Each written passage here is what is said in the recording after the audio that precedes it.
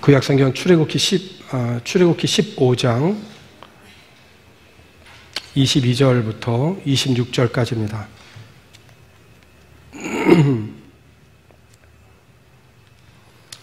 출애굽기 15장 22절로 26절 한 절씩 저하고 교독해서 읽고 26절 같이 읽겠습니다.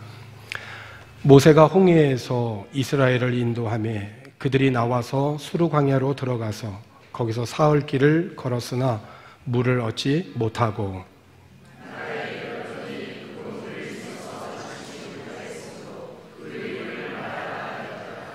백성이 모세에게 원망하여 이르되 우리가 무엇을 마실까 하매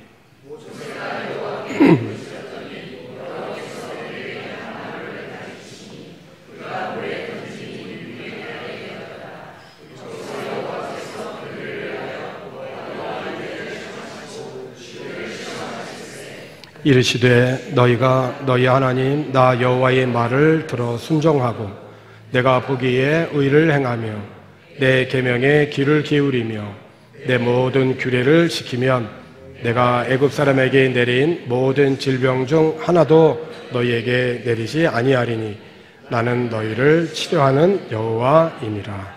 아멘. 세상 많은 민족들 가운데 이스라엘은 하나님께 선택받은 민족입니다. 이들이 선택받은 것은 다른 민족에 비해서 어떤 조건이 좋거나 그들의 민족이 뛰어나서가 아닙니다. 오히려 약한 자를 들어서 강하게 사용하시는 하나님께서 참 약하고 조그만 이스라엘을 통하여서 열방과 민족에 하나님이 어떤 분인지 또 그 믿음을 통해서 어떻게 살아가야 되는지를 보여주기 위하여서 택함 받은 백성이 이스라엘입니다. 하지만 애굽의 그 오랜 노예 생활을 통하여서 이들의 이 생활 방식은 아무것도 아닌 그런 삶을 살았고 아무것도 아닌 자들이 되었습니다. 사실 이들이 이런 민족이 아니지 않습니까? 왕 같은 제사장이고 하나님께서 그들을 택한 백성들이었습니다. 때가 되어서 하나님께서 이들을 애굽에서 나오게 하셔서 하나님을 예배하는 민족 삼으시기를 원하셨습니다. 그래서 오랫동안 세상의 우상과 타성에 물들어 있던 그런 그 모든 백성들에게 하나님이 어떤 분인지 그리고 그 믿음을 통해서 어떻게 살아가야 되는지를 10가지 재앙을 통해서 하나님은 보여주셨습니다. 그리고 하나님께서는 백성들과 시내산에서 인격적인 그런 언약을 맺으셨습니다. 하지만 이스라엘 백성들은 우상을 몰아내고 하나님을 예배하는 이 구원의 참 목적을 이루는 그 하나님의 복을 그들의 삶에 담아내지를 못했습니다. 그래서 2주일이면 갈 수 있는 그 약속의 땅을 이스라엘 백성들은 40년 동안 광야에서 훈련을 받지 않으면 안 되었습니다. 이렇게 이스라엘 백성들이 하나님의 복을 스스로 걷어낸 생활 방식이 무엇일까? 추수감사절을 앞두고 이 주제를 생각하는 것은 의미 있는 일이라 이렇게 생각이 됩니다. 오늘 읽은 본문의 앞에 출애굽기 14장과 출애굽기 15장의 그 앞부분은 이스라엘이 동서남북 어디로 피할 수 없는 상황에 하나님께서 바다를 육지같이 건너게 하심으로 하나님이 어떤 분인지를 실제적인 삶 속에서 그들로 하여금 체험케 하신 사건을 기록하고 있습니다. 오늘 본문이 있는 이 출애굽기 15장의 시작은 홍해를 건넌 후에 모세와 이스라엘 자손이 목소리를 합하여서 하나님께 노래하는 것으로 시작을 합니다. 내 마음을 다하여서 하나님께 노래하리라.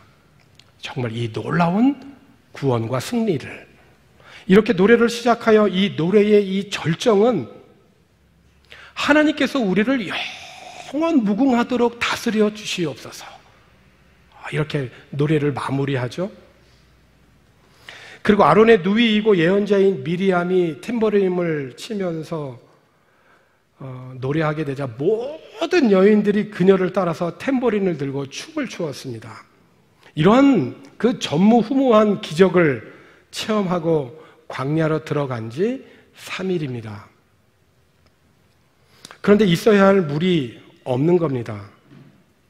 마라라고 하는 곳에 이르러서 물을 발견했는데 그 물은 마실 수가 없어 너무 쓴 물이었습니다. 너무 기뻤지만 너무 실망했습니다.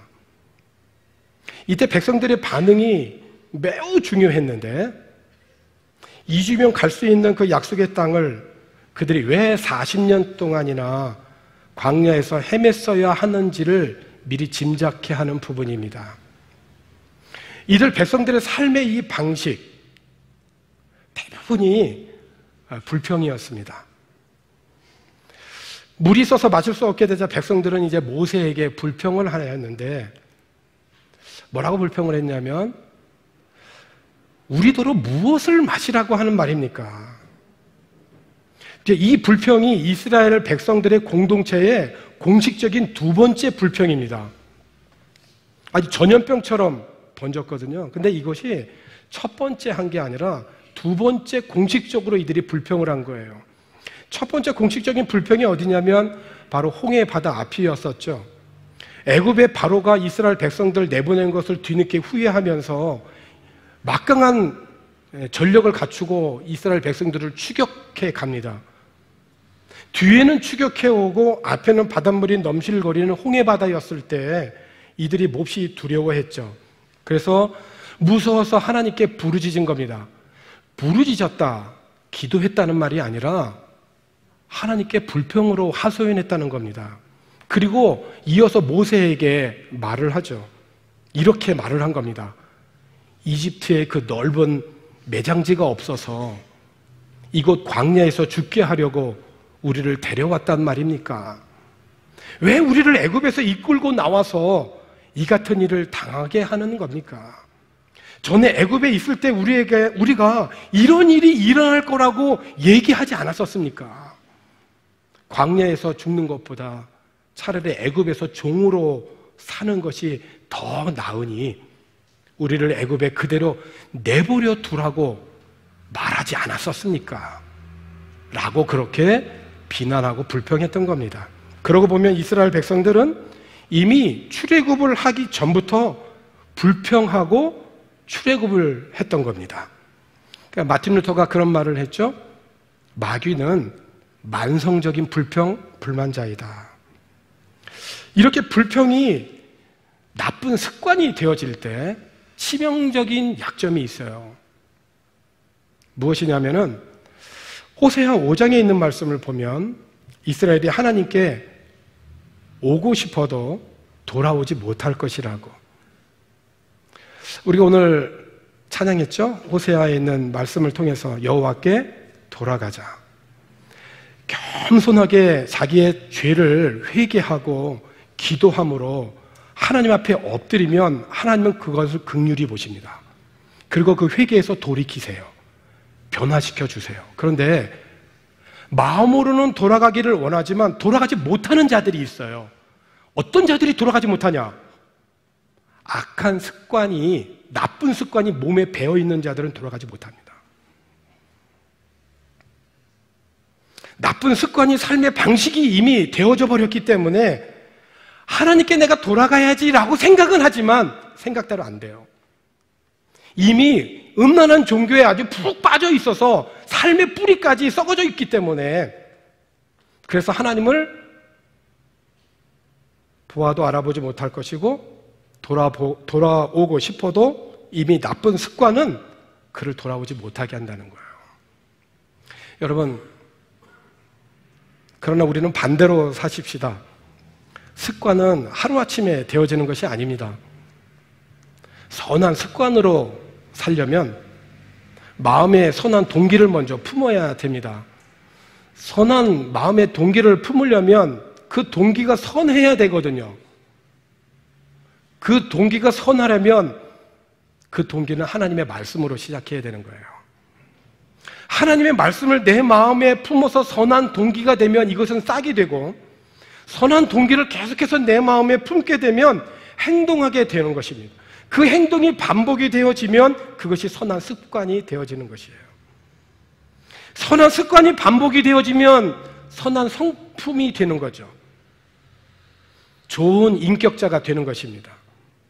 좋은 열매를 맺는 거죠. 그것이 성령의 열매입니다. 우리가 다음 주에 추수감사절날 과일을 가지고 오겠지만 과일 하나를 딱 한번 들어보세요. 한순간에 되어진 게 하나도 없잖아요. 모진 바람을, 뜨거운 태양을, 온도를, 습도를 다 거치고 1년이 돼야 그 과일 하나가 열리는 거예요. 농부의 수고와 더불어서. 그렇죠?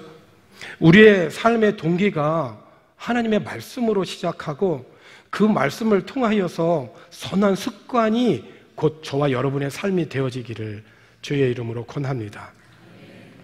그 나쁜 습관이 삶의 방식이 되어버린 이스라엘의 불평은 광야 생활 내내 이어집니다. 여러분, 우리가 신앙생활하면서 나쁜 생활 습관은 정말 이거 버려야 돼요. 그 중에 하나가 또 하나님의 말씀을 귀담아 듣지 않는 겁니다. 듣는 것 같은데 딴짓하고 있는 거예요, 지금. 하나님의 생명과 구원과 진리의 그 말씀을 내 마음에 잘 귀담아 들어야 되는데 사실은 듣지 않는 거예요. 듣지 않기 때문에 자기의 생각으로 예수를 믿는 거고, 자기의 경험으로 봉사하는 거고, 자기의 생각대로, 자기의 가치대로 판단해 버리는 겁니다. 그러니까 하나님의 말씀이 내 마음에 들어와서 그것이 동기가 되고 그것이 계속 반복이 되어져 선한 습관이 되어야 되는데, 그렇지 아니하고 말씀을 귀담아 듣지 않는 나쁜 습관이 되어져 버리니까 불평하게 되어지는 거죠. 이게 이스라엘 백성들이 계속해서 광야 생활에 이어진 삶의 방식들이에요.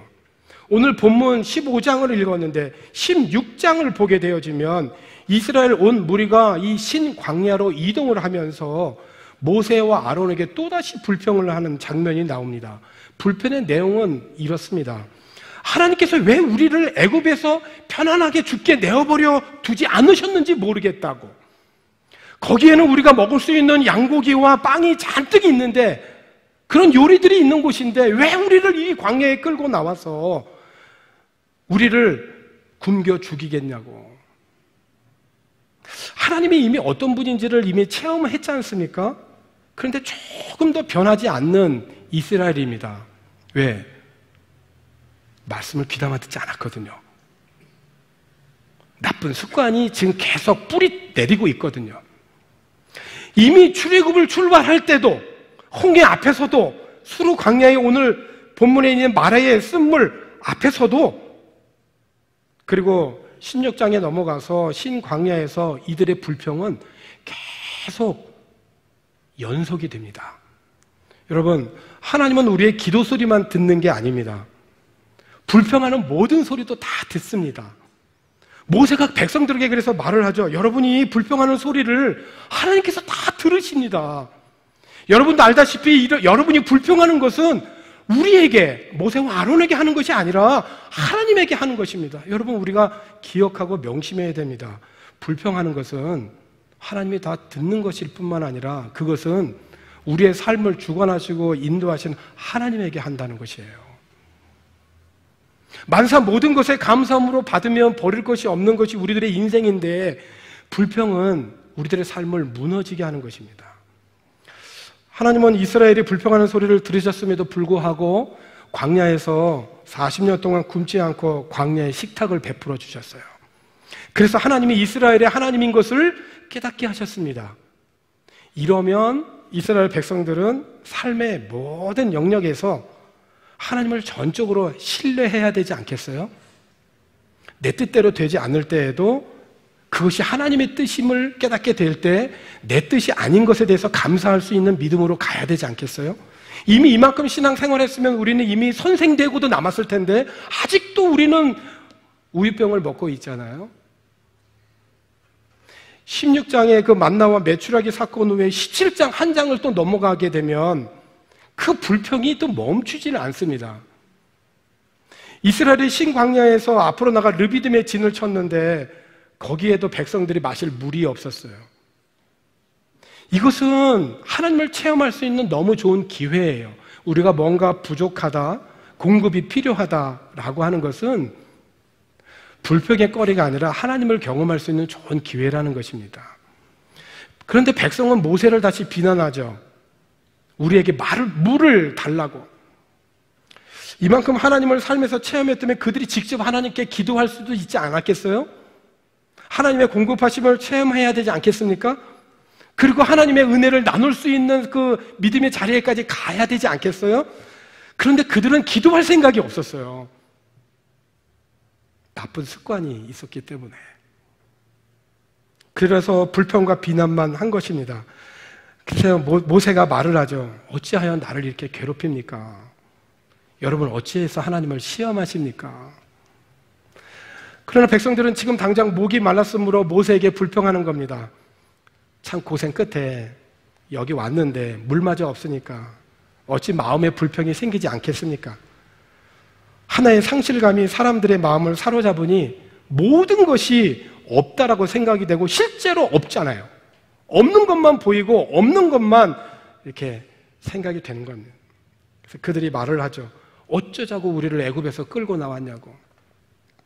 어쩌자고 우리와 우리의 자녀와 짐승들을 이곳에 끌고 와서 목말라 죽게 하냐고. 죄는 강력한 전염이 있는 것입니다.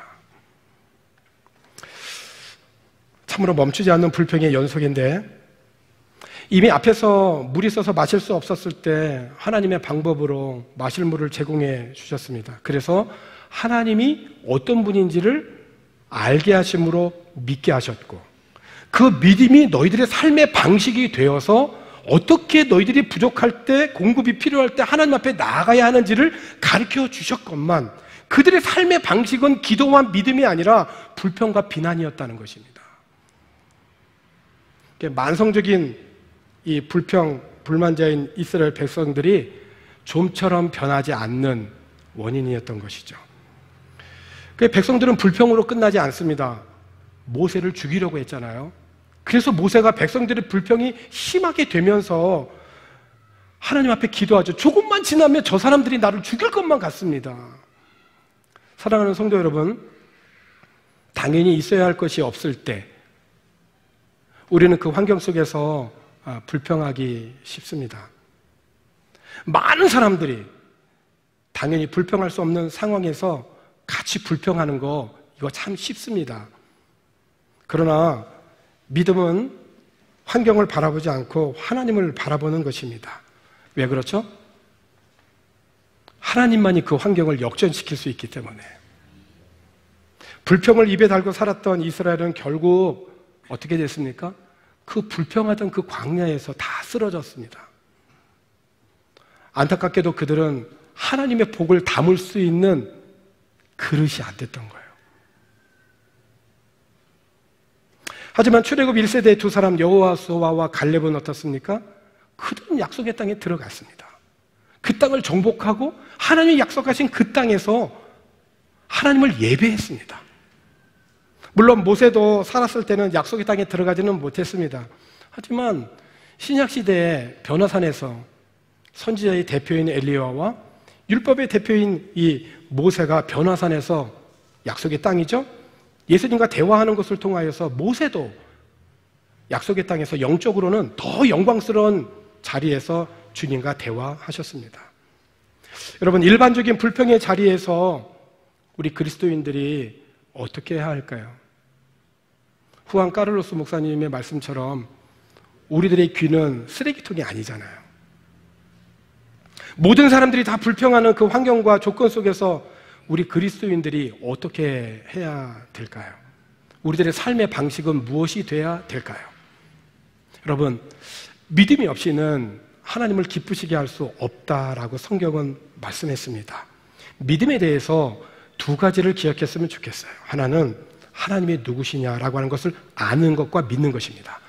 어떤 상황에서도 하나님이 어떤 분이다, 하나님이 누구다라고 하는 이 하나님에 대한 암과 이 믿음이 분명할 때, 그 하나님을 알게 되면 나를 알게 되고, 나를 알게 되면 내가 해야 할 사명을 깨닫게 되는 것이고요. 하나님이 누구신지를 알고 믿는 것, 첫 번째. 두 번째는 그 믿음으로 내가 이렇게 살아가야 하는 생활 방식인 거예요. 그 믿음 때문에 주어지는 내 삶의 방식, 삶의 가치, 그거거든요.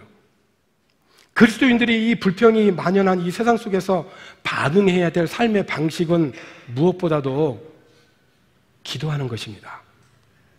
그래서 우리가 추수감사주를 앞두고 우리가 잃어버린 것이 있다면 무엇보다도 감사를 회복해야 될 텐데, 그 감사를 회복하려면 나에게 있어서 나쁜 습관이 무엇인지를 보고 그 나쁜 습관을 잘라버려야 되는 것입니다. 그러니까 내 힘으로 안 되잖아요. 그게 성령께서 함께 하시고 역사하시고 정말 진실로 겸손한 회개를 통하여 하나님의 용서를 구해야 돼요. 그래서 그 나쁜 습관을 잘라버리지 않으면 우리들은 내 마음으로 하나님께 돌아가야지 안 됩니다. 안 돼요. 쓴뿌리가 있는 이상 좋은 열매를 맺을 수가 없어요. 이스라엘이 모세와 아론을 비방하려고 모여서 모세와 다투며 따졌지 않습니까? 그때 모세와 아론은 그 다툼과 불평과 비난의 자리를 떠나가지고 회막 어기로 가서 땅에 얼굴을 대고 엎드린 겁니다. 그러니까 어려운 상황일수록 하나님 앞에 이 엎드렸다. 이것이 신앙인의 바른 태도인 것입니다. 그들이 땅에 엎드릴 때 하나님의 영광이 그들 위에 임했고 하나님께서는 그들의 문제를 해결해 주신 거거든요. 오늘 본문에 모세는 항상 기도하면서 하나님이 어떤 분인지를 동시에 선포한 거예요. 그러니까 하나님 앞에 기도하면서 동시에 동전의 앞뒷면처럼 나가는 것이 말씀인 거예요. 오늘 본문에 있는 말씀이 아주 귀한 말씀을 하시거든요. 모세가 이렇게 얘기한 거예요. 너희가 하나님 앞에서 제대로 살고 순종하여 내 말을 잘 들으며 내 계명을 따르고 내 모든 법을 지키며 잘 리슨해라는 거예요. 그리고 오베이 하라는 거예요. 그러면 너희가 내 말을 잘 듣고 따르고 지키면 내가 애굽 사람들에게 내린 그 모든 질병으로 너희를 치지 않을 것이라고 말씀하세요. 약속하세요. 나는 너희를 치료하는 하나님이라고. 그러니까 하나님은 우리를 치료하시는 하나님이시요 우리를 회복시키시는 하나님이기 때문에 그 회복의 은혜를 구하는 사람들이 되라는 거예요. 사랑하는 성도 여러분, 광야 세대에 불평하고 원망하는 백성들에게 눈에 띄는 점이 있었는데 그것은 항상 없고, 이게 아주 이 없고가 반복해서 나와요. 삶을 바라보고 해석하는 이 부정적인 시각이 바로 불평하고 원망하는 이들의 특징인 거거든요. 매우 가난한 처지에서도 무언가 남아있는 것을 찾고 그동안 하나님께 받은 은혜를 살피면서 감사하면 의외로 남아있는 것이 적지 않습니다. 그러나 불평하는 이들은 자꾸 없는 것만 바라보고 없는 것만 생각합니다. 그러니 모든 것이 원망일 수밖에 없는 거죠. 그래서 더 큰 문제는 그 원망이 학습이 되어지고 대물림이 된다는 점입니다. 그러므로 우리는 이 나쁜 습관을 나로부터 시작하여서 나의 자녀들과 다음 세대에 대물려 줄 수 없다는 것이에요. 감사절을 앞두고 성령의 은혜를 구하고 결단할 수 있기를 바랍니다. 대다수의 사람들이 당연한 환경에서 불평하고 그럴 수밖에 없을 때에도 우리는 그때 다시 한번 생각해 보는 겁니다. 하나님은 누구신가? 그리고 내가 그분 앞에서 어떻게 생활 방식의 태도를 갖고 믿어야 하는가? 하박국의 기도를 메시지 성경에서 이렇게 번역했습니다. 체리나무에 꽃이 피지 않고 딸기가 익지 않아도 사과가 다 벌레 먹고 밀농사가 흉작이어도 양 우리에 양이 없고 외양간에 소가 없어도, 그러니까 피지 않고 익지 않고 벌레 먹고 흉작이고 양이 없고 소가 없어도 이렇게 계속 컨티뉴가 돼도 나는 하박국이 고백합니다. 하나님께 즐거운 찬송 부르리라. 나의 구원자 하나님 앞에서 즐겁게 뛰놀리라. 하나님의 통치와 승리를 믿고 용기를 얻어 기운을 차리겠다. 사슴처럼 뛰어다니는 나, 산 정상에 오른 듯한 기분이라네. 우리를 택하시고 구원하사 인도하시고 복 주시기를 기뻐하시는 하나님께 이제 우리가 반응해야 할 삶의 방식은 항상 하나님께 감사하고 주님 앞에 엎드리는 것입니다. 감사로 삶의 예배를 드리는 주님이 기뻐하시는 참다운 믿음의 예배자가 되기를 주님의 이름으로 권합니다. 기도하겠습니다.